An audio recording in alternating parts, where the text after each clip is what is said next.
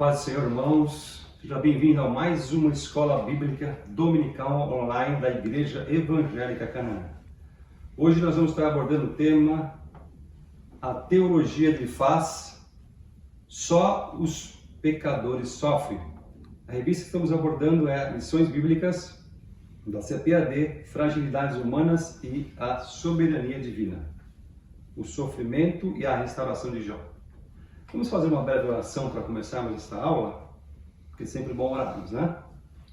Pai Santo, Pai amado, graças te damos, Senhor, por mais uma oportunidade nessa escola dominical, na tua presença, Senhor. Pedimos que o teu Espírito Santo possa adentrar em cada lar, em cada vida, em cada coração, Senhor, e falar poderosamente, Senhor, aquilo que nós não podemos falar. Que teu Espírito Santo, Senhor, tenha total autoridade, liberdade de entrar em cada coração, em cada vida, de usar a minha vida da maneira que tu queres para falar. Aquilo que não está no texto, aquilo que, Senhor, está na tua vontade, no teu coração, Senhor. Abençoa cada um em nome de Jesus. Amém.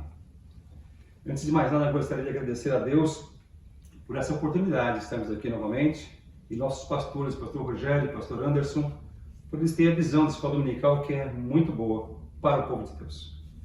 Começando esta lição, a lição 6, ela vai abordar o discurso de Elifaz contra Jó. As próximas lições serão a 7ª e 8ª, serão as sequências desse discurso dos amigos de Jó. Bildade contra Jó e a 8ª, Zofar contra Jó. O texto áureo que leremos está em Jó, capítulo 4, versículo 7 e 8, que diz: Lembra-se agora qual é o inocente que jamais pereceu? E onde foram os sinceros destruídos? Segundo eu tenho visto, os que lavram iniquidade e semeiam mal, cegam isso mesmo. Então ele faz falando para Jó: segundo eu tenho visto, os que lavram iniquidade, semeiam mal e cegam isto mesmo.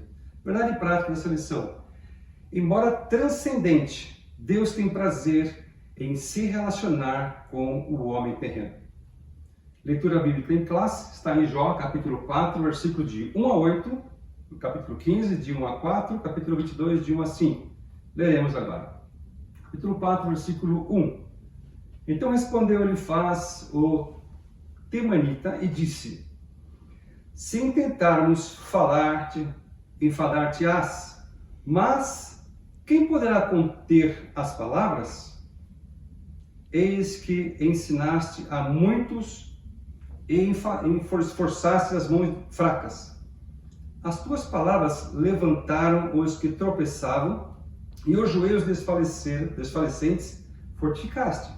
Mas agora a ti te vem, e te enfadas, e, tocando-te a ti, te perturbas. Porventura não era o teu temor de Deus a tua confiança, e a tua esperança a sinceridade dos teus caminhos? Versículo 7. Lembra-te agora qual é o inocente que jamais pereceu, e onde foram os sinceros destruídos? E o último versículo 8. Segundo eu tenho visto, os que lavram a iniquidade, semeiam o mal, cegam isso mesmo. No capítulo 5, que é o segundo discurso que ele faz. Então respondeu Elifaz, o temanita, e disse: Porventura dará ao sábio uma resposta, ciência de vento, ou seja, vã doutrina? E encherá o seu ventre de vento oriental, arguindo com palavras que de nada servem e com razões que de nada aproveitem? E tu tens feito vão o temor e diminuis os rogos diante de Deus. Jó, capítulo 22, versículo 1, está escrito: Então respondeu Elifaz, o temanita, e disse: Porventura o homem será de algum proveito a Deus? Antes a si mesmo o prudente será proveitoso. Ou tem o poderoso prazer em que tu sejas justo, ou lucro algum e que tu faças perfeitos os teus caminhos? Versículo 4. Ou tu repreendes pelo temor que tem em ti, ou entra contigo em juízo? Porventura não é grande a tua malícia e sem termo as tuas iniquidades? O objetivo geral dessa lição é destacar o pensamento teológico de Elifaz, que faz uma defesa contundente da religião tradicional, segundo a qual somente os pecadores sofriam. Objetivos específicos que tentaremos atingir é apontar a defesa de Elifaz acerca da justiça retributiva, mostrar a associação de Elifaz a respeito do pecado, a queda da tradição religiosa, e terceiro, identificar o abismo que Elifaz diz existir entre o Criador e a criatura.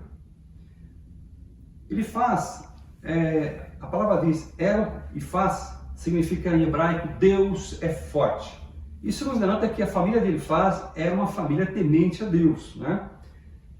A origem de Elifaz é lá de Temã, território ocupado por Edom. Elifaz, será que ele era teólogo ou será que era um filósofo, né?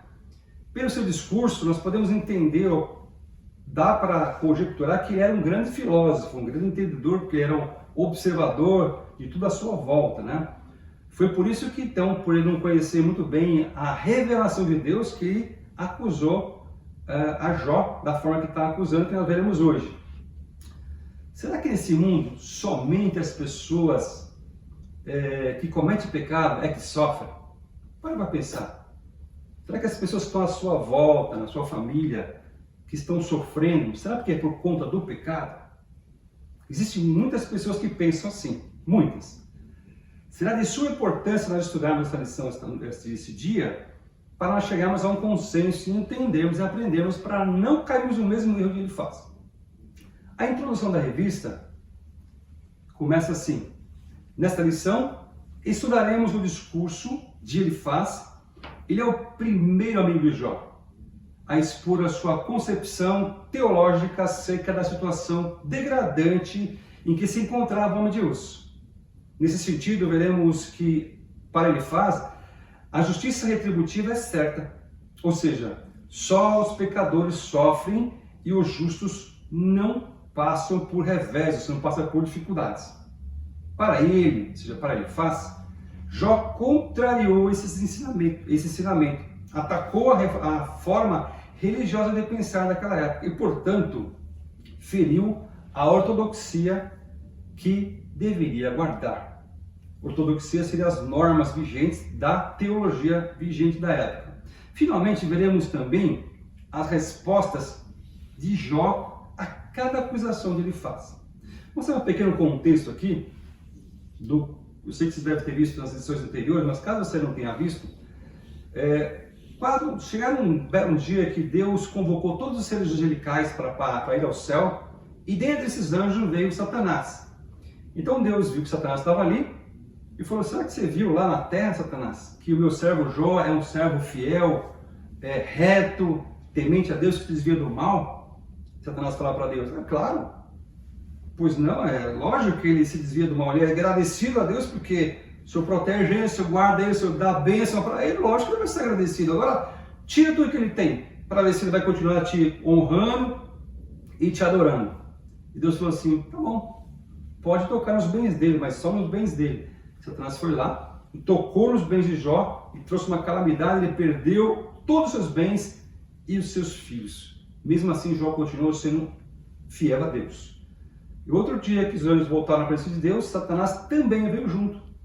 Aí Deus falou: tá vendo, Jó? Tá vendo o meu servo Jó? Continua sendo fiel, apesar de tudo que você aprontou para ele, tudo que você fez. Estou conjecturando aprontou, porque eu estou colocando aqui, não está isso na Bíblia, tá? Estou falando com as minhas palavras. Tudo que você fez para ele, continua a mim honrando.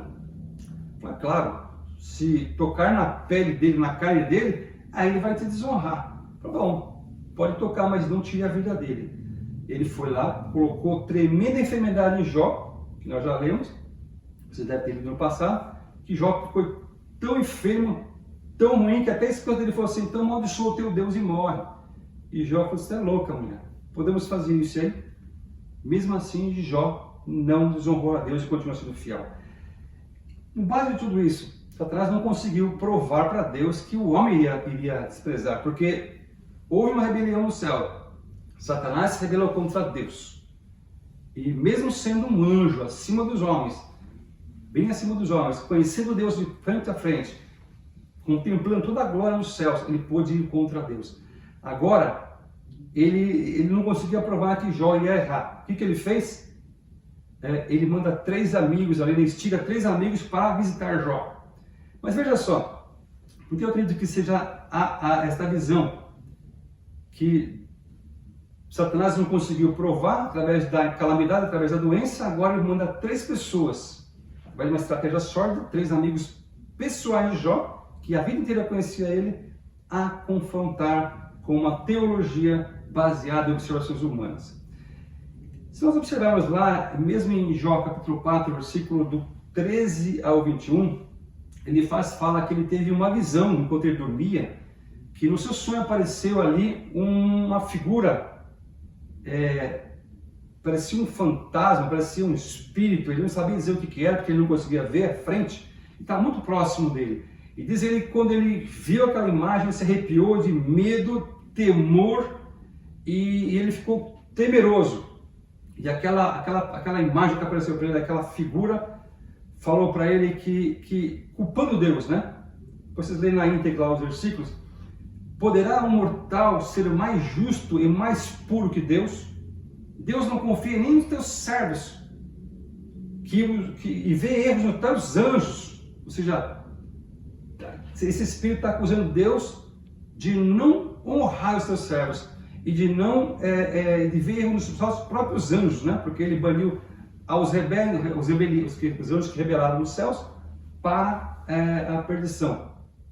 E mesmo assim ele fala que dirá então que se Deus falar com homens feitos de barro, que vieram do pó da terra, que Deus falar com vocês então? Então nós vemos aqui que houve uma acusação tremenda a Deus, né? E nós vemos que quem é o acusador? Quem é aquele que se rebelou contra Deus? Simplesmente Satanás, né? Então agora está trazendo aqui essa suposta ajuda desses amigos de Jó que vieram para o ajudar e na verdade vieram para pisar, né? É aquela história quando alguém está assim, precisando de ajuda, vem alguém que te pisa ainda em cima para poder te ajudar, né? Ou seja, não ajuda, mas bota mais para profundo ainda, né? Primeiro tópico dessa lição está escrito os pecadores no contexto da justiça retributiva. E subtópico 1, a lei da semeadura e da colheita. Depois de firmar um princípio oriental de cordialidade, ou seja, um princípio amável, né, de tratamento, ao qual ele ficou 7 dias do lado de Jó, contemplando o seu sofrimento, só que ele não conseguia falar nada, porque ele não tinha o que falar. Aí ele dirige a palavra a Jó com uma defesa contundente, ou seja, uma defesa forte do pensamento teológico tradicional da época, dizendo que a justiça retributiva, a base da justiça retributiva, ele estava firmemente convencido de que a lei de causa e efeito é o princípio da ortodoxia, da teologia, que não pode ser contrariada. E que causa e efeito? Então, para ele, todo efeito tem uma causa. Ou seja, se você tem algum problema, logo tem uma causa que causou esse problema. Ok? É essa a ideia de Elifaz. Então, no subtópico 2, nós lemos: o homem colhe o que plantou. Essa primeira parte do seu discurso compreende o capítulo 4 a 5, em que defende que o homem colhe o que plantou. Segundo o que eu tenho visto, já lemos 3 vezes esse versículo, lemos de novo. Segundo eu tenho visto, os que lavram a iniquidade semeiam o mal e cegam isto mesmo. Jó 4, versículo 8. Para Elifaz, nós habitamos num universo moral que exige consequência de todas as nossas ações. A Bíblia mostra esse princípio, com certeza. Por exemplo, o salmista confirma que Deus é bom e justo e por isso recompensa os bons e pune os maus. Salmos 1, versículo 6. Já no Novo Testamento também tem um versículo que corrobora com essa visão de Elifaz. O Novo Testamento também alerta, destaca esse princípio, né? Por exemplo, 1 Pedro 3,12 diz: porque os olhos do Senhor estão sobre os justos, mas o rosto do Senhor é contra os que fazem os males. Em Gálatas 6, versículo 7, também está escrito: De Deus não se zomba. Aquilo que o homem plantar, ele colherá. Com base nesses versículos, dá para apoiar perfeitamente o que Elifaz tem falado. Portanto, Elifaz defende que o pecado sempre produz consequências, mas que somente os pecadores pagam por isso. Assim, segundo Elifaz, se Jó estava sofrendo sobre o que havia pecado, é porque ele tinha pecado e estava devendo a Deus. Cabia então a Jó assumir a responsabilidade moral de seu pecado e não havia outra opção. Então ele estava tentando convencer a Jó de que ele pecou e tinha que pedir perdão do seu pecado. Quantos são os que fazem acusações precipitadas quando alguém passa por momentos delicados da vida, né? Você deve ter percebido muitas pessoas, até você mesmo deve ter passado por alguns problemas, como eu já passei, todos nós passamos, e às vezes algumas pessoas, tipo Elifaz, chegam para você, irmão, você está em pecado, por isso está passando por esses problemas. Queridos, não é bem assim. Nós não podemos julgar dessa forma. Ao julgar precipitadamente, muitos cometem injustiças. Esquece de que Deus é quem pode ver toda a questão. Nós somos réis mortais. Nós só vemos nosso plano cartesiano, só vemos o que é 1 mais 1 que é igual a 2. Mas Deus conhece todo o universo, sabe que o passado, o presente, sabe o teu futuro. Deus conhece tudo. E mais, Mateus capítulo 7, versículo de 1 a 3, está escrito: não julgueis, para que não sejais julgados, porque com o juízo com que julgardes, sereis julgados. E com a medida com que tiverdes medido, vos hão de medir a vós. E por que reparas tu no argueiro que está no olho do teu irmão, e não vês a trave que está no teu olho? Ou seja, por que você repara naquele cisquinho que está no olho do teu irmão, e não vê o tremendo da pedra gigante que está no teu olho? Ou seja, muitas pessoas, eu já tinha dito já na lição anterior, muitas pessoas apontam o dedo para acusar, mas eles esquecem que sempre apontam o dedo para acusar, apontam para Deus e 3 para si. Nós temos que tomar muito cuidado, da maneira que eu julgo, eu serei julgado. Nós não podemos jamais julgar pelas aparências, julgar pela vida que nós vemos. Nós não podemos fazer isso, deixar que Deus o julgue. Amém? Terceiro subtópico, a queixa de Jó. Em sua defesa, então, Jó se contrapõe à teologia nefasta que ele faz. Essa teologia era a base de como se imaginava o universo governado por uma lei moral de causa e efeito, como já disse. Há uma recompensa para os bons e uma punição para os maus. Sim, até que sim, os que são bons recolhem sementes boas. É claro que se você plantar boas sementes, você colherá bons frutos. Isso é uma lei da semeadura, da colheita, da plantação e colheita. É lei natural. Mas nem sempre quem colhe maus frutos é porque plantou. Ou seja, nem sempre está passando dificuldade é porque está por conta do pecado. Uma teologia muito furada essa, tá? Em parte trata-se de verdade, mas nem tudo é verdade. Sua teologia não se aplica no caso de Jó, e nem se poderia, porque nós vemos no começo que Jó foi provado porque Satanás queria provar que Jó pecaria, né? Muito me perguntei por que Jó passou por isso. Por que Jó passou por tantos problemas se era um homem tão fiel? Você deve ter perguntado isso no teu coração já, né? Deve ter perguntado isso para você, para a tua família. Por que esse homem sofreu tanto? Porque Deus queria deixar um exemplo para você. Para mostrar para você que nem todo mundo que sofre é por conta de pecado. Jó simplesmente, ele passou por uma provação para provar que mesmo sendo provado da tal forma que ele foi fiel a Deus. Ou seja, ele pôde provar que o homem, apesar da dificuldade, dos seus problemas, ele continua olhando para Deus. A despeito de Satanás, que foi um que não confiou em Deus. Sendo acima do homem, tendo todo o conhecimento que ele tinha, ele se rebelou no céu para tomar o céu e ser igual a Deus. Então, que nós possamos assim, sempre ter uma visão de tudo que está à nossa volta, jamais apontar o dedo, jamais julgar, né? Então, nós vimos aqui que trata de parte da verdade, mas não é toda a verdade. Jó capítulo 6, versículo 4, então o patriarca não aceita assim essa tese, ele ele faz então, sente-se alienado, já sente separado de Deus. E Jó 6,4 deixa bem claro isso, na versão NVI, que eu vou ler. As flechas do Todo-Poderoso estão cravadas em mim, Jó falando, e o meu espírito suga delas o veneno, e os terrores de Deus estão posicionados contra mim.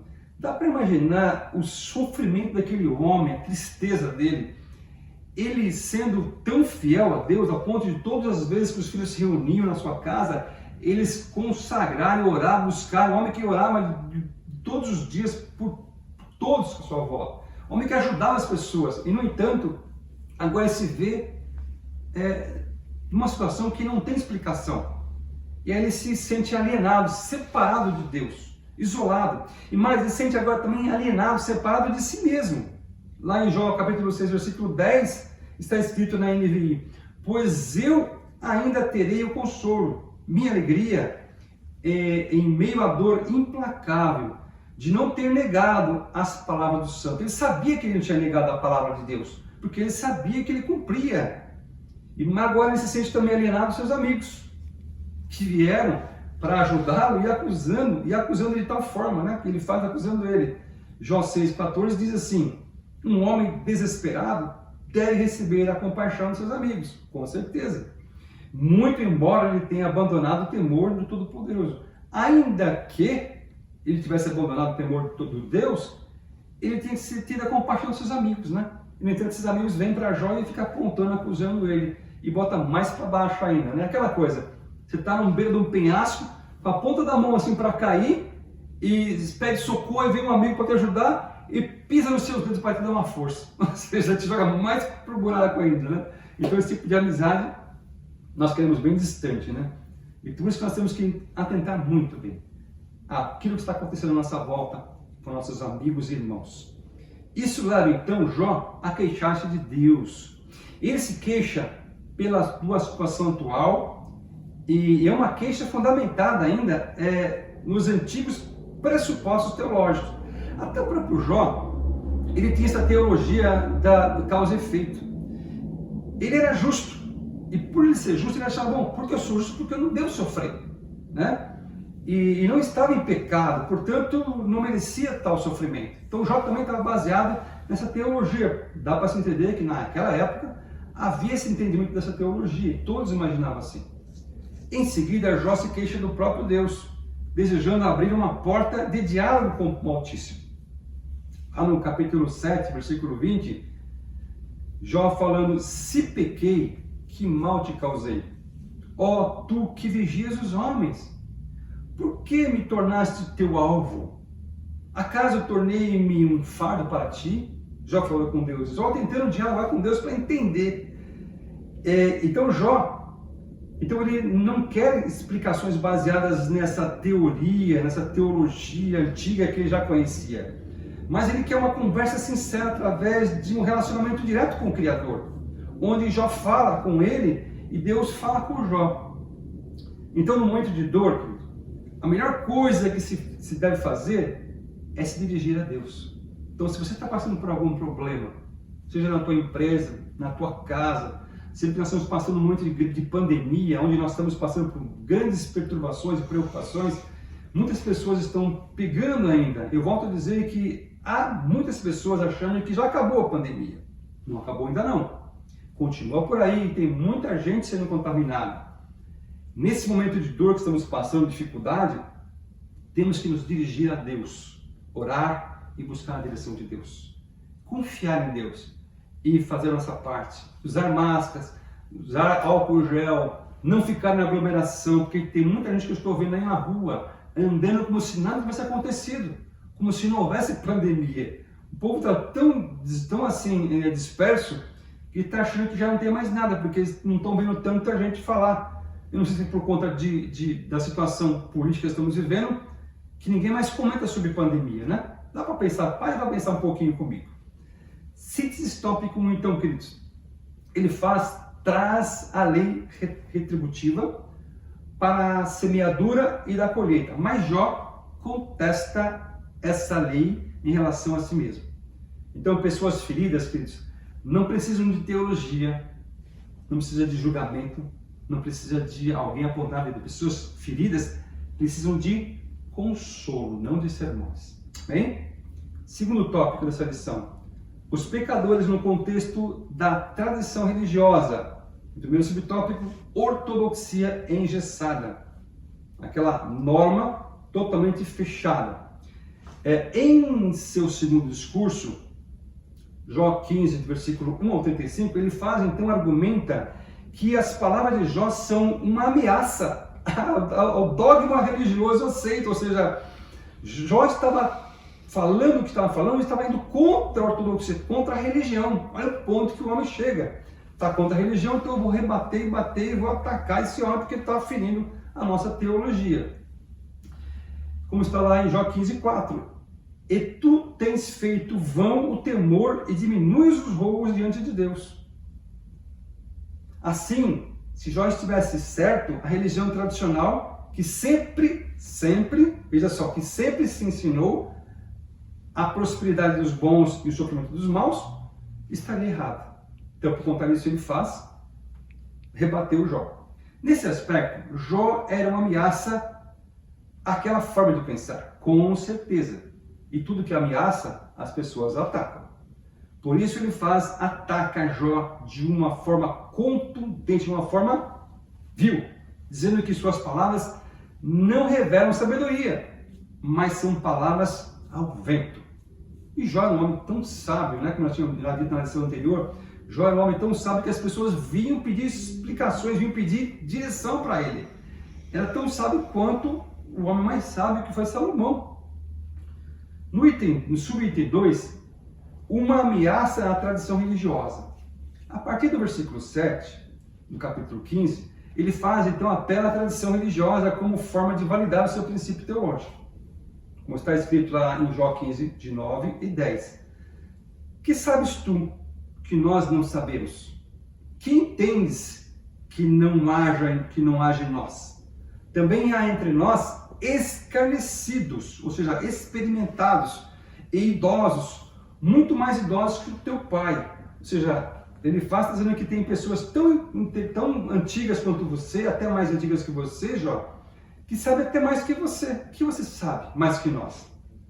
Segundo ele faz, ainda que fosse homem sábio, ainda que Jó fosse homem todo sábio que vinham atrás dele para buscar informações e sabedoria, Jó não era mais sábio nem mais antigo que os dogmas que ele estava negando. Ou seja, o que importa é manter a tradição.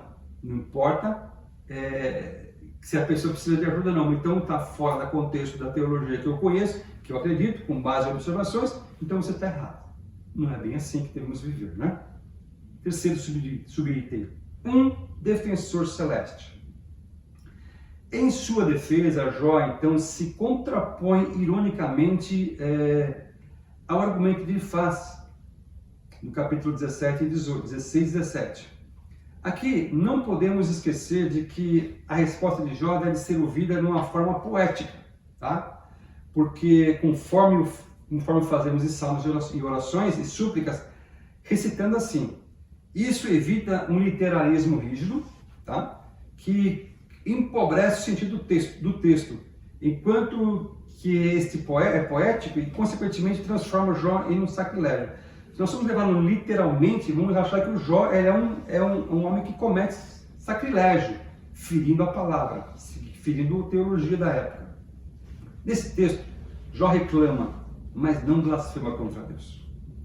Ele tem consciência de que a teologia dos seus amigos está firmada na terra. Mas o homem de luz apela aos céus. E quando nós aprendemos com isso, que apesar de toda a sabedoria dele, ele sempre volta-se a Deus. Não importa o que você está passando, o que você está enfrentando, sempre volte-se a Deus e busque a direção de Deus. Este é um exemplo para nós. Sua fé, então, é projetada para o alto, para Deus, à procura de quem possa defendê-lo. Quem poderá nos defender? Somente Deus. Mediante tudo que estamos passando, toda a dificuldade que estamos vivendo, só Deus que pode nos defender, nos livrar e nos guardar. E ainda que passemos por dificuldades, Deus está conosco, né? Sua fé, então, é projetada para o alto à procura do Salvador, daquele Redentor. Ele quer um defensor. Ele quer aquele que interceda por ele nos céus. Aí a gente fica pensando, Jó já estava fazendo uma profecia de um intercessor que é Jesus, né? Lá em Romanos 8:34, Jesus intercede por nós. Jesus é aquele que tem o intercessor que está dentro de Deus, né?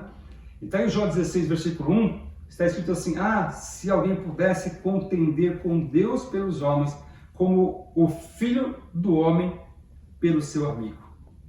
Aqui, então, o patriarca se explica numa linguagem bem poética, mas a sua mensagem é profética, né? Já estava pronunciando que haveria alguém de ser um advogado para advogar as suas causas dos homens perante Deus, né? Alguém que justificaria. Então, o patriarca expressa nessa linguagem poética já uma mensagem profética.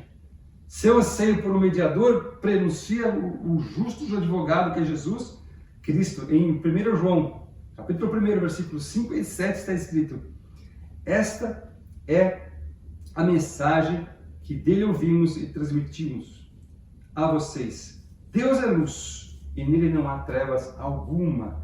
Se, porém, andamos na luz, como ele está na luz, temos comunhão uns com os outros. E o sangue de Jesus, seu Filho, nos purifica de todo pecado. Então Jesus veio para nos justificar e nos advogar perante Deus, para nos livrar de todo pecado e novamente nos aproximar novamente de Deus. A síntese desse tópico 2. Diante de um novo discurso que ele faz, Jó reclama, mas não blasfema contra Deus. Aprendemos então que, apesar de toda dificuldade, jamais blasfeme contra Deus, jamais reclame de Deus, porque Deus é bom e Deus é bom o tempo todo Deus é bom. Se Deus fizer, Ele é Deus. Se Deus não fizer, Ele continua sendo Deus. E o terceiro e último tópico dessa lição é os pecadores diante de um Deus infinito. Subtópico 1, Deus não se importa com quimeras humanas. Quimeras seria fantasias, desvaneios e fábulas humanas. Em seu terceiro discurso, Jó 22, capítulo 22, ele apela para a transcendência divina ao atacar Jó. Grosso modo, a transcendência diz respeito ao conjunto de atributos do Criador, que ressalta a sua superioridade em relação à criatura. Ou seja, Deus ele é transcendente e não está no nosso plano mortal. Deus é imortal. Significa que Deus está acima da criatura e não limitado por ela. Realça, portanto, a infinitude divina em contraste com a finitude humana. Ou seja, Deus é infinito e nós somos finitos. Jó, capítulo 22, versículo 3, está escrito: que prazer você daria ao Todo-Poderoso se você fosse justo? Que é que ele ganharia se os seus caminhos fossem irrepreensíveis? Então, Deus é acima de todo homem. E Deus não tem que se comparar com o homem. Embora a Bíblia use uma palavra antropomórfica para as muitas vezes que Deus tem mão, que Deus se entristece, é uma forma antropomórfica de dizer que Deus se compadece de nós, que Deus nos conhece. E Deus tem que se reportar para nós de uma maneira que nós entendamos. Por isso que ele usa uma palavra antropomórfica para nós entendermos como homem. Se nós não entenderemos o que está na palavra de Deus. Para ele faz, então, o sofrimento de Jó era um atestado de que ele havia pecado. O que por isso Deus o havia abandonado. Ele era grande e não poderia se envolver com quimeras humanas. Deus é tão grande que não pode se envolver com problemas humanos. Essa é a visão que ele faz. Principalmente dos pecadores, como Jó. A teologia dele faz, então, destaca um Deus transcendente, porém distante, que não se importa muito com o que acontece aqui na Terra. É como se, na teologia dele faz, como se Deus criasse a Terra e deixasse Deus dará, né? Não se importasse com o ser humano. Não é bem a verdade. Deus está conosco em todos os momentos. Ele disse, Jesus quando foi para o Pai, ele disse, eu vou para o Pai e enviarei para estar convosco um Consolador. Eis que estarei convosco todos os dias até a consumação dos séculos. Indiferente das situações que criou, Deus sempre está conosco. Não adiantava Jó chorar e reclamar, ele precisava se arrepender, segundo ele faz. Jó 22:12 está escrito: porventura Deus não está lá nas alturas? Olha para a altura das estrelas, quão elevadas estão. Como Deus pode se compadecer de um pecador se Deus está tão alto? Essa é a teologia de ele faz. Mas Deus se preocupa com cada um de nós. Se preocupa tanto que ele amou o mundo de tal maneira que deu seu Filho para morrer por nós, para nos libertar do pecado e das garras da perdição do pecado. Deus amou o mundo, como está em João 3:16. Deus amou o mundo de tal maneira que deu seu Filho unigênito para que todo aquele que nele crê não pereça, mas tenha vida eterna. Nós temos um advogado, algum que justifica-nos pelas suas feridas, fomos sarados, libertos do pecado. Segundo o subtópico, Deus caminha com os homens, com certeza. Nessa parte da poesia, lembre-se que o livro de Jó é um livro poético, não é um livro literal. Jó expõe seus argumentos de forma mais clara. Está lá em Jó 23, de 1 a 24, 25. Ele demonstra, então, que nunca negou a transcendência de Deus, como ele quer dar a entender. Que Jó sempre entendeu que Deus está acima de todos os homens. Está no céu e não está preso aos nossos dogmas, nossos problemas, nossos pecados. Ele reconhece que Deus é excelso, Jó reconhecendo, e por fazer o que intenta. Lá em Jó 23:3 está escrito: mas se ele está contra alguém, quem então o desviará? O que sua alma quiser, isso fará. Todavia, esse é apenas uma parte da história. Jó está consciente de que Deus, embora grande, também caminha com os homens. Sim, embora Deus sendo transcendente, ele se fez imanente e se materializou, se encarnou como homem para andar conosco em Jesus. Através de Jesus, ele se tornou um homem e passou a viver as nossas dificuldades para provar que se Jesus venceu, nós podemos vencer também. E ele nos justificou. Então, todavia, apesar de toda a história, Jó está consciente de que Deus é grande. A ideia do texto hebraico é que Jó passa a ficar cada vez mais seguro, consciente, não apenas do seu caminhar com Deus, mas também o caminhar de Deus com ele. Não basta você achar que caminha com Deus. Você tem que também crer que Deus caminha com você, que Deus está com você. Deus está conosco realmente. E mais, nós temos hoje o Espírito Santo que habita em nós, está conosco o tempo todo. Bem, é exatamente isto. Não devemos temer mais em ficar diante de Deus, pois o andar com Ele é reto. Pois o andar com Deus é reto. Em Cristo Jesus, Deus caminha com os homens. Sendo o Altíssimo, transcendente, se envolve com seres humanos que são imanentes, são seres perecíveis e mortais, nos diversos detalhes da vida. Então, Deus está conosco todos os momentos da nossa vida. Assim a palavra nos diz. Sintetizando esse último tópico, enquanto para ele faz, Deus não se importa com as quimeras humanas, com as suas fantasias, para Jó, ele caminha com os homens. E Jó tem toda a razão. Deus corrigirá os erros, mas em seu tempo e da sua própria maneira. E nos seus termos ele vai fazer o que nós podemos fazer é descansar em Deus. A despeito dos problemas que estamos enfrentando, temos que crer em Deus, crer que Deus está conosco em cada passo que dermos. Ainda que estivemos num barquinho chacoalhando, temos que crer que Jesus está no nosso barquinho. E vamos passar pela dificuldade e vamos vencer os problemas. Conclusão desta lição. Estudando o pensamento teológico que ele faz, um dos amigos de Jó, para ele só os maus sofriam infortúnios da vida. Ele estava convencido de que ao negar a reconhecer de que estava em pecado, Jó depunha contra a religião tradicional que sempre associou as desgraças ao cometimento de algum pecado. Para ele, Jó estava abandonado por Deus e por isso era uma prova irrefutável de que havia pecado.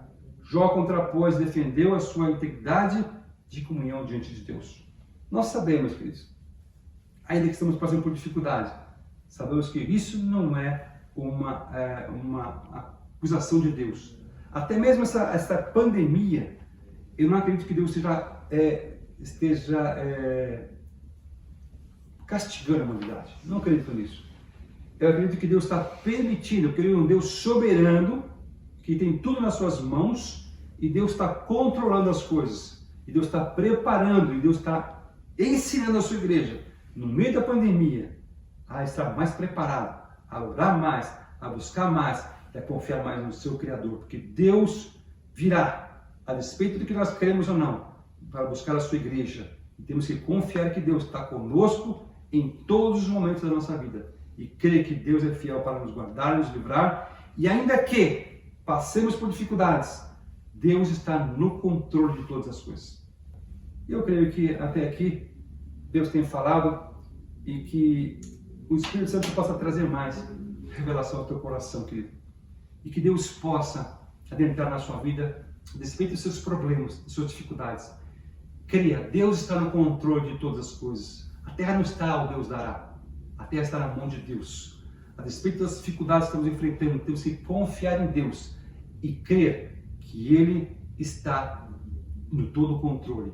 E se você está passando por dificuldade, ore e entregue seus problemas, sua dificuldade a Deus e confie nele. E que Deus abençoe a sua vida, minha amada. Que esta palavra possa ter falado do teu coração. Que Deus te abençoe. Que Deus te guarde, te livre de todo o mal. Que Deus reflita sobre a sua casa, a sua bênção, a sua prosperidade. Que a luz do Senhor possa estar sobre a tua casa, sobre a sua vida. Que Deus faça a paz dele reinar na sua casa. E a sua confiança, meu querido, possa estar sobre o Senhor, a despeito de todos os seus problemas, em nome de Jesus. Amém.